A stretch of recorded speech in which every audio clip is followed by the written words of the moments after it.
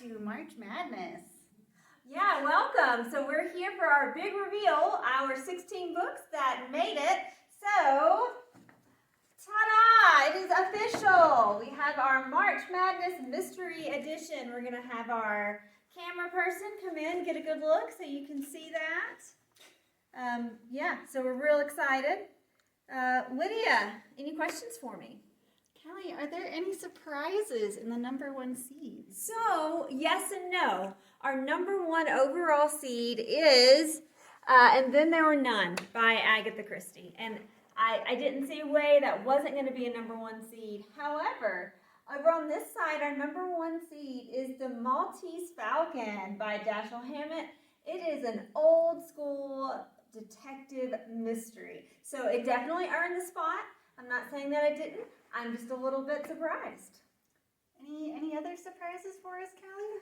So we do have a big surprise. The committee put in the first ever cozy into our bracket. So we have the Thursday Murder Club, and it's going to play In All the Sinners Bleed by S.A. Crosby. And so that is a matchup, a cozy with something raw like what Crosby does. That's going to be a really interesting match. I'm very surprised, but I'm very pleased. I think we all are excited and pleased. We think it's time the committee took cozy seriously. All right. What first round matches should we keep an eye on? Well, I am most excited about Gone Girl by Gillian Flynn and The Spy Who Came In From the Cold by John le Carre. Because Gone Girl came out, 15 years ago, Lydia? I'm not even sure, fairly new. But to put something new and kind of genre busting against such a classic spy tale, it's going to be really exciting, and I have no idea how our patrons are going to vote. All right, thank you, Callie. It looks like we're in for an exciting first week of tournament action. Let's turn it over to our bracketologist, Joe. Hi, I'm Joe, the bracketologist. I remain assigned to the Lafarge Library server room for the duration of the tournament, which begins now with the 16-team field set. 2 Blue Bloods did not make the tournament as expected.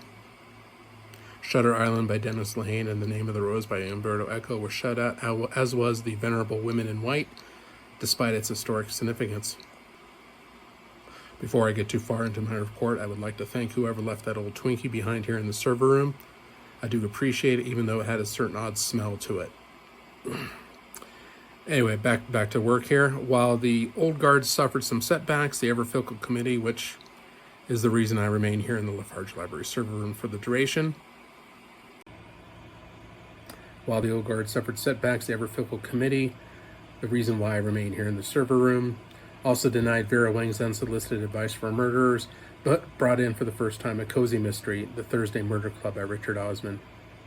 This promises to be a really strong dark horse candidate, thanks to its recent publication date and its sustained popularity since. The Bubble Books, A is for Alibi, and The Girl with the Dragon Tattoo did make the field, though they drew some tough first-round matchups, which suggests that their stay in the tournament could be pretty short. That's it for this week. Be sure to come into the Lafarge Library and vote for your favorite book as the tournament continues.